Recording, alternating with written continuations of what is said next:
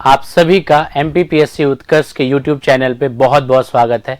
मैं आशा करता हूँ आपको ये सीरीज़ बहुत पसंद आ रही होगी।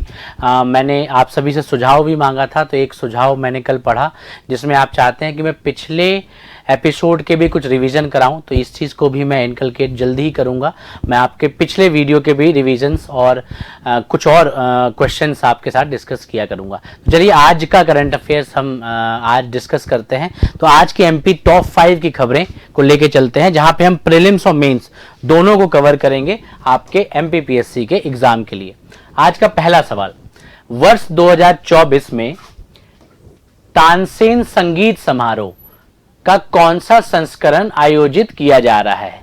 तो बेसिकली तानसेन म्यूजिक फेस्टिवल होता है और ये मध्य प्रदेश गवर्नमेंट कराती है। 2024 में ये कौन सा एडिशन है, इसका कौन सा एडिशन है? चलिए एडिशन से पहले हम कुछ बातें कर लेते हैं।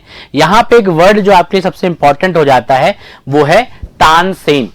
ठीक है, तानसेन का असली नाम यदि कोई आप बताना चाहें तो मैं कमेंट में इंतजार करूंगा। मैं आप सभी के कमेंट्स पढ़ता हूं। तो आज का पहला होमवर्क या पहला सवाल जो मैं चाहता हूं आप अपने से मेरे को कमेंट में बताएं, वो है तानसेन एक उपाधि है। ठीक है, तानसेन एक उपाधि है। ये किसने दिया था? ग्वालियर के राजा किंग विक्रमादित्य। तानसेन एक उपाधि थी जो किंग विक्रमादित्य थे, राजा विक्रमादित्य थे ग्वालियर के, उन्होंने दी थी। ये कौन है तानसेन, एक्चुअली कौन है? इनका असली नाम आप कमेंट में बताएं। इनको मियां नाम से भी जाना जाता है। मियां, इनको मियां बुलाया था अकबर ने। अकबर के नवरत्नों में थे और अकबर के नवरत्नों में अकबर ने इनको एक उपाधि दी थी, मियां। चलिए रीवा के राजाओं के बारे में जब हम बात करते हैं, बघेलखंड रूलर्स के बारे में हम जब बात करते हैं, बघेली राजाओं के बारे में हम जब बात करते हैं, तो राजा रामचंद्र के बारे में आपने पढ़ा होगा। राजा रामचंद्र के दरबारी थे ये, राजा रामचंद्र के दरबारी थे ये। तो आपने किताबों में या लोक टेल्स में पढ़ा होगा कि अकबर ने राजा रामचंद्र रीवा के बघेल डायनेस्टी के राजा से बोला कि हमको तानसेन चाहिए, और उनके मना करने के बाद रीवा पे अटैक करने की बात अकबर ने कही। तो फिर खुद तानसेन ने जाके अपने आप को वहां पे सरेंडर किया। ऐसी एक कहानी आपको लोक कथाओं में सुनने को मिलेगी। तो तानसेन रीवा के घराने के दरबारी भी रहे हैं, बघेल रूलर रामचंद्र के। इसके अलावा विक्रमादित्य जो राजा हैं ग्वालियर के, वहां से भी बिलोंग है। ठीक है, कहानियां जुड़ती हैं और अकबर के नवरात्रों में तानसेन को गिना जाता है। तो ये चीज आपको पता होनी चाहिए। तानसेन का असली नाम आप कमेंट में मेरे को बता रहे होंगे, मैं जरूर देखूंगा इस वीडियो के कमेंट में। चलिए और बात कर लेते हैं। ये तानसेन समारोह जो एमपी गवर्नमेंट कराता है, ये 1924 से चल रहा है। 1924 से तानसेन समारोह इंडिया में कराया जा रहा है और ये है 2024। 100 साल हो गए। We are celebrating 100 year of celebration of Tansen Samaroh. तो यहीं पे आपका आंसर निकल आता है कि इसका आंसर क्या होगा सर? तानसेन समारोह का ये 100th एडिशन है। ये शुरुआत हुई थी 1924 में, ये 2024 है, 100th एडिशन है। तो थोड़ा हमने तानसेन के बारे में जान लिया। कभी 2 मार्कर पे आ जाता है। ठीक है, प्रीलिम्स के लिए तानसेन के बारे में कुछ फैक्ट जान लिया। तानसेन समारोह के बारे में और हम अभी थोड़ा जानते हैं। तो 1924 में एस्टैब्लिश्ड ये तानसेन म्यूजिक फेस्टिवल, ठीक है, आपका 24 से चलता आ रहा है, 1924 से, and this is the 100th edition. चलिए कहां पे होता है? तो ग्वालियर में होता है, जहां पे तानसेन जी की समाधि है। जहां पे तानसेन जी की समाधि है वहीं पे, मतलब ग्वालियर पे ये तानसेन समारोह होता है। चलिए अब और बात कर लेते हैं। तानसेन जी का जन्म कहां बताया जाता है? तो बेहत गांव ग्वालियर में। तानसेन जी का जन्म बेहत गांव ग्वालियर में बताया जाता है। इनकी मृत्यु आगरा में हुई थी, इनकी डेथ आगरा में हुई थी, लेकिन इनकी इच्छा थी कि इनके जो गुरु हैं, ठीक है, गौस मोहम्मद, इनके जो गुरु हैं गुरु मोहम्मद गौस, इनको उनके बगल में ही दफनाया जाए, इसीलिए ग्वालियर में उनको दफनाया गया। इसलिए समाधि कहां पे है? ग्वालियर में है। डेथ कहां हुई थी? आगरा में हुई थी। और जन्म मैंने आपको बताया बेहद गांव ग्वालियर का है। ठीक है, तो ये चीज बहुत अच्छी तरह याद रखिएगा। बेहद गांव जहां पे उनका जन्म है उसका नाम भी गवर्नमेंट ने चेंज कर दिया है। अब उसको बेहद गांव नहीं, उसको तानसेन नगर कहा जाता है। तो नया नाम याद रखिएगा, तानसेन नगर एक नया नाम है जो उनके बर्थ प्लेस से लिया गया है। ठीक है, इसके अलावा मैं आपको बताऊं एक और चीज, इस बार के तानसेन म्यूजिक फेस्टिवल में गिनीज बुक ऑफ रिकॉर्ड बना है। ठीक है, वो तबला वादकों का रिलेटेड है। तबला वादक एक साथ एक गिनीज बुक ऑफ रिकॉर्ड बनाए हैं इस तानसेन म्यूजिक फेस्टिवल को, जो 15 से 19 तारीख तक चलने वाला है। 15 से 19 दिसंबर तक तानसेन फेस्टिवल चलेगा, जहां पे गिनीज बुक ऑफ रिकॉर्ड भी बनाया गया है। चलिए एक और चीजें मैं आपको बता देता हूं। तानसेन म्यूजिक फेस्टिवल से रिलेटेड होता है तानसेन अवार्ड। आप सभी को पता होगा तानसेन अवार्ड 2023 की भी घोषणा हो गई है। 2024 का तानसेन एडिशन है ये, लेकिन अवार्ड मैं किसकी बात कर रहा हूं सर? 2023 की अवार्ड बात कर रहा हूं।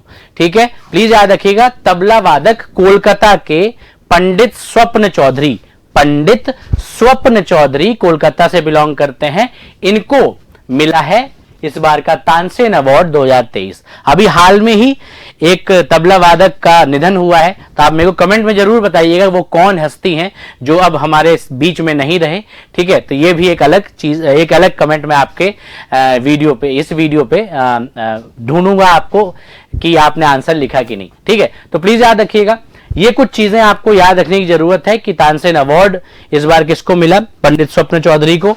ठीक है, 15 से 19 दिसंबर के बीच में ये तानसेन म्यूजिक फेस्टिवल ग्वालियर में होने वाला है, क्योंकि समाधि ग्वालियर में है। हालांकि डेथ आगरा में हुई थी, लेकिन अपने गुरु गौस मोहम्मद के बगल में इनकी टूम्ब है और जो इनकी इच्छा भी थी, इसीलिए यहीं पे बनाया जाता है। ठीक है, तो ये था आज का पहला क्वेश्चन जिसमें हमने एक्सप्लोर किया, जो आपको हेल्प करेगा इस पूरे टॉपिक को रिवाइज करने में। नेक्स्ट क्वेश्चन पे बात कर लेते हैं। नेक्स्ट क्वेश्चन पे बात कर लेते हैं।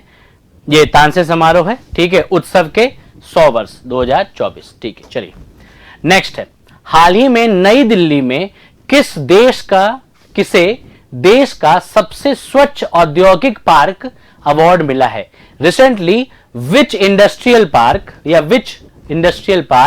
Has been awarded the cleanest industrial park of the country? New Delhi में भी हाल में ही FICCI, ठीक है, FICCI ने ये अवार्ड दिया है हाल में ही दिल्ली में, और उन्होंने एक कैटेगरी में MP के एक इंडस्ट्रियल पार्क को अवार्ड दिया है जो क्लीनेस्ट है। सभी इंडस्ट्रियल एरिया में सबसे क्लीनेस्ट जो इंडस्ट्रियल एरिया है वो विक्रम उद्योगपुरी है उज्जैन का। प्लीज याद रखिएगा, अभी हाल में ही industrial area of Ujjain Vikram Udyogpuri, ठीक है, विक्रम उद्योगपुरी को यह अवार्ड मिला है क्लीनेस्ट, ठीक है, क्लीनेस्ट इंडस्ट्रियल पार्क का। ठीक है, प्लीज चीजें याद रखिएगा। ठीक है, नेक्स्ट बात करते हैं।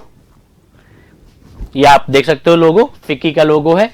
ठीक है, चलिए नेक्स्ट क्वेश्चन जो आपको यहां पे बनना चाहिए, गुजरात के केवड़िया में बने कैक्टस गार्डन की तर्ज पर मध्य प्रदेश का पहला गवर्नमेंट या सरकारी कैक्टस गार्डन कहां बनाया जा रहा है? मध्य प्रदेश में गुजरात मॉडल के हिसाब से एक कैक्टस पार्क बनाया जा रहा है, जहां पे बहुत सारे एंडेमिक कैक्टस के स्पेसीज आपको देखने को मिलेंगे। ठीक है, गुजरात केवड़िया में एक ऐसा कैक्टस गार्डन है, लेकिन MP का पहला गवर्नमेंट, है ना, प्राइवेट हो सकता है लेकिन गवर्नमेंट कैक्टस कहां पे बनाया जा रहा है? तो प्लीज याद रखिएगा,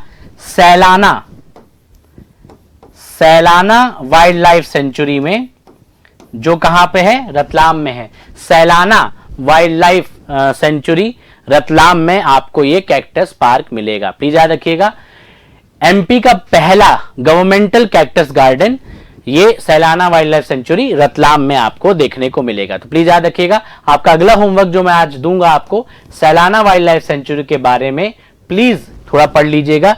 अक्सर क्वेश्चंस आते रहते हैं, कौन सी वाइल्ड लाइफ कौन से डिस्ट्रिक्ट में है, उनके कुछ यूनिक पॉइंट आपको याद होने चाहिए। ठीक है, तो ये चीज आप जरूर आप अपने एग्जाम के लिए देख लीजिएगा। रतलाम में प्रदेश का पहला कैक्टस गार्डन। ठीक है, चलिए नेक्स्ट। हाल ही में टाइम पत्रिका का person of the year award किसे चुना गया? Recently who has been chosen as the Time magazine person of the year? तो ये आप सभी को पता होगा, ठीक है। हमारे अमेरिका के प्रेसिडेंट, यूएसए के प्रेसिडेंट डोनाल्ड ट्रंप को person of the year award मिला है 2024 का by the Time magazine. Time magazine ने पर्सन ऑफ द ईयर का अवार्ड दिया है डोनाल्ड ट्रंप को। तो ये फैक्ट याद रखिएगा। एक क्वेश्चन मैं आपसे और पूछूंगा, डोनाल्ड ट्रंप अमेरिका के कौन से नंबर के प्रेसिडेंट है? कभी कभी ऐसे क्वेश्चन आ जाते हैं। आप सभी से मैं चाहता हूं कि आप मेरे साथ धीरे धीरे चीजों को एक्सप्लोर करें, रिवाइज करें, पढ़ें और आंसर दे दें, जिससे मेरे को भी मोटिवेशन मिलेगा। तो अगला चीज जो मैं आपसे जानना चाहता हूं, डोनाल्ड ट्रंप हमारे अमेरिका के कौन से नंबर के प्रेसिडेंट हैं? ठीक है, चलिए, ये पर्सन ऑफ द ईयर में डोनाल्ड ट्रंप की फोटो है। ठीक है, चलिए अगले सवाल, नवंबर 2024 में किन दो भारतीय राज्यों में विधानसभा चुनाव संपन्न हुए? हाल में ही आपने देखा होगा कि कुछ जगह विधानसभा या स्टेट असेंबली के इलेक्शन हुए थे। In which two Indian state assembly election have been held in November? तो सर यदि आपको नहीं आता तो चलिए थोड़ा सा गेस मारने की कोशिश करते हैं।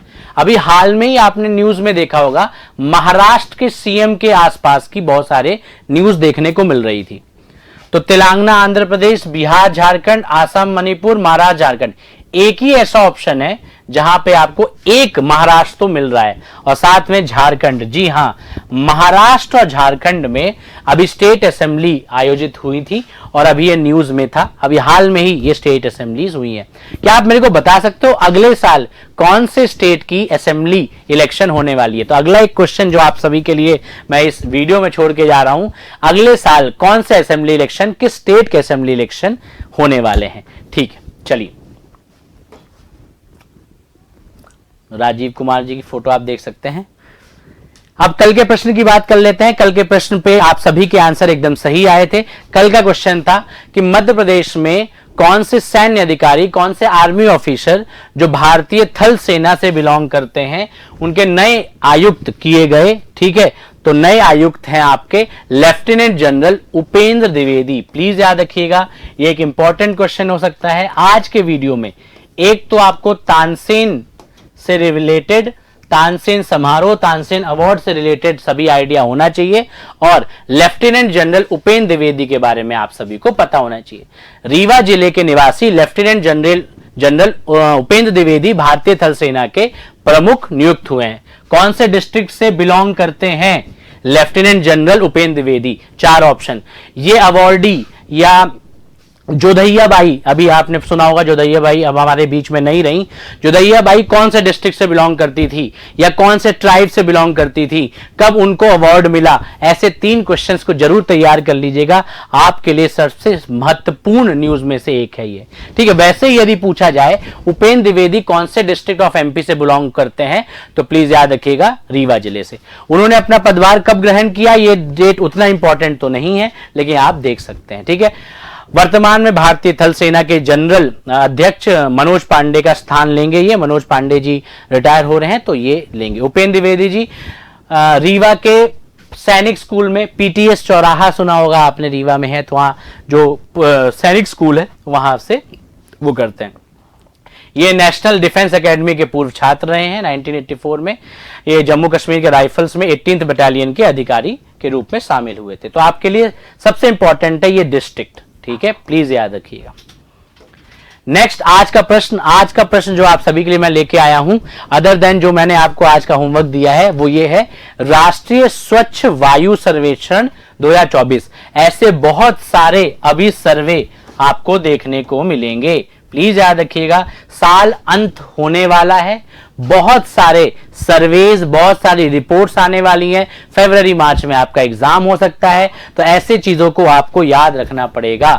ठीक है, राष्ट्रीय स्वच्छ वायु सर्वेक्षण 2024 की रिपोर्ट के अनुसार देश का दूसरा सबसे अच्छा, मैं पहला नहीं पूछ रहा हूं, मैं आपसे पूछ रहा हूं सेकंड, दूसरा सबसे स्वच्छ वायु वाला शहर कौन सा है? क्या वो आपका जबलपुर है, क्या वो आपका इंदौर है, या भोपाल है, या सूरत है? इन चारों में से कौन सी वो सेकंड मोस्ट ठीक है, क्वालिटी इंडेक्स के हिसाब से वायु या एयर क्वालिटी इंडेक्स के हिसाब से सेकंड सबसे अच्छा शहर है।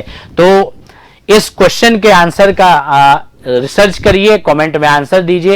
होप आपको ये पूरी की पूरी सीरीज अच्छी लग रही होगी। मैं कम समय में कोशिश कर रहा हूं कि आपको बहुत सारी चीजें आपकी रिवाइज करा सकूं, कुछ होमवर्क द्वारा आपके दिमाग में डाल सकूं कि यहां से क्वेश्चन आ सकते हैं, जिससे कि आपकी तैयारी सशक्त हो। जुड़े रहिए, अपने दोस्तों को बताइए इस सीरीज के बारे में।